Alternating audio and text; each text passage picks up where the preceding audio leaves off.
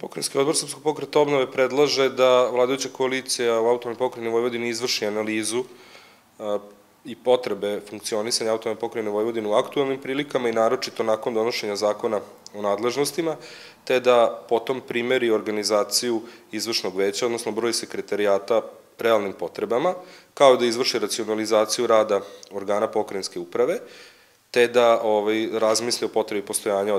određenih organizacija. To je prvi deo naše inicijative. A drugi deo naše inicijative, opet vezan za programsku platformu Srpskog pokreta obnove, jeste da se sedišta određenih fondova i zavoda, čiji je osnivač Autonomna pokrajina Vojvodina, prebace van Novog Sada, odnosno da se sedišta tih fondova nalaze u Pančevu, Zrenjaninu, Kikindi, Inđiji, Rumi, Šidu, Somboru, odnosno diljem Autonomne pokrajine Vojvodine, kako bi se i suštinska, dakle, decentralizacija unutar Autonomne pokrajine Vojvodine sprovela na pravi način, a to bi bio jedan dobar primer da se, dakle, i ovim gradovima i opštinama koje sam pomenuo da na značaju i da, kako se zove, prilika da budu sedišta određenih važnih vojvođanskih institucija.